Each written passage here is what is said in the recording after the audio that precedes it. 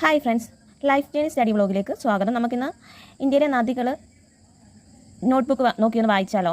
ഇന്ത്യയിലെ നദികൾ രണ്ട് വിധത്തിലുള്ള നദികളുണ്ട്: ഹിമാലയൻ നദികൾ, ഉപദ്വീപീയ നദികൾ.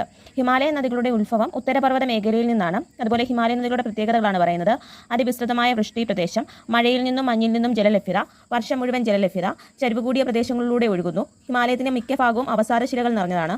പർവ്വത മേഖലകളിൽ ആഴമേറിയ താഴ്വരകൾ സൃഷ്ടിക്കുന്നു. ഹിമാലയത്തിന് മുകളിൽ നിന്ന് ഉത്ഭവിക്കുന്ന നദികളെയാണ് ട്രാൻസ് ഹിമാലയൻ നദികൾ എന്ന് പറയുന്നത്. ട്രാൻസ് ഹിമാലയത്തിൽ നിന്ന് ഉത്ഭവിക്കുന്ന നദികളാണ് സിന്ധു, ഗംഗ, ബ്രഹ്മപുത്ര. ഗംഗ എന്താണെന്ന് നോക്കാം. ഇന്ത്യയുടെ ദേശീയ നദിയാണ് ഗംഗ.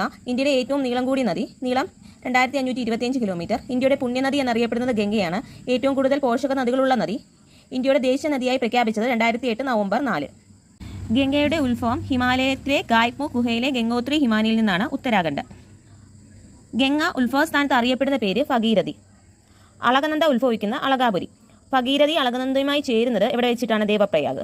ഭഗീരഥി അളകനന്ദയുമായി ദേവപ്രയാഗിൽ വെച്ച് ഒരുമിച്ച് ചേർന്ന് ഗംഗയായി ഒഴുകുന്നു. ഇനി ഗംഗ ഒഴുകുന്ന സംസ്ഥാനങ്ങൾ: ഉത്തരാഖണ്ഡ്, ഉത്തർപ്രദേശ്, ബീഹാർ, ജാർഖണ്ഡ്. ഗംഗ ഏറ്റവും കൂടുതൽ ഒഴുകുന്ന സംസ്ഥാനം ഉത്തർപ്രദേശ്, 1450 കിലോമീറ്റർ. ഗംഗയുടെ പ്രധാന പോഷക നദികളാണ് യമുന, കോസി, ദാമോദർ, കാഗ്ര, ഗണ്ഡക്, ഗോമതി, സോൺ. ഗംഗയുടെ ഏറ്റവും വലിയ പോഷക നദിയാണ് യമുന.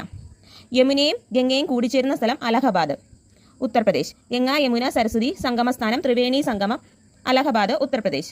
കോർബറ്റ് ദേശീയോദ്യാനത്തിലൂടെ ഒഴുകുന്നത് രാംഗംഗ. ഗംഗാനദി ഉത്തരാമഹാസമുദ്രത്തിലേക്ക് പ്രവേശിക്കുന്നത് ഹരിദ്വാർ. ഗംഗയും സിന്ധുവും വേർതിരിക്കുന്ന ജലാതിർത്തിയാണ് അംബാല. ക്ലീൻ ഗംഗ മിഷന് 120 മില്യൺ യൂറോസ് ഓഫ് ലോൺ അനുവദിച്ച രാജ്യം ജർമ്മനി.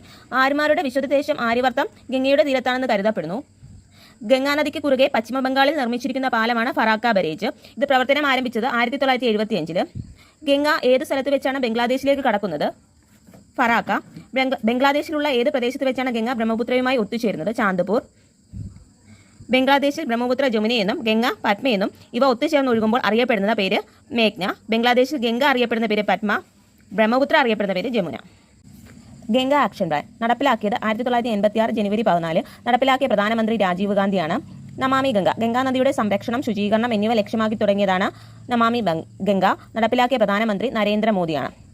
NW1 ജലപാത കടന്നുപോകുന്ന നദി ഗംഗയാണ്. സുന്ദർബൻ ഡെൽറ്റ. ലോകത്തിലെ ഏറ്റവും വലിയ ഡെൽറ്റ പ്രദേശം ഗംഗ ബ്രഹ്മപുത്ര ഡെൽറ്റ എന്നറിയപ്പെടുന്നു. ഗംഗ ബ്രഹ്മപുത്ര നദിയുടെ നിക്ഷേപണ ഫലമായി രൂപം കൊണ്ട ഡെൽറ്റയാണ് സുന്ദർബൻ ഡെൽറ്റ. ചതുപ്പ് നിലങ്ങളിൽ തഴച്ചു വളരുന്ന സുന്ദരി മരത്തിൽ നിന്നാണ് സുന്ദർബൻസിന് ആ പേര് ലഭിച്ചത്. ഇവിടെ സംരക്ഷിക്കുന്നത് റോയൽ ബംഗാൾ കടുവകളെയാണ്. ഹിമാലയത്തിൽ നിന്നും ഉത്ഭവിക്കാത്ത ഗംഗയുടെ പോഷക നദികളാണ് ചമ്പൽ, സോൺ, കെൻ, ബെതവ.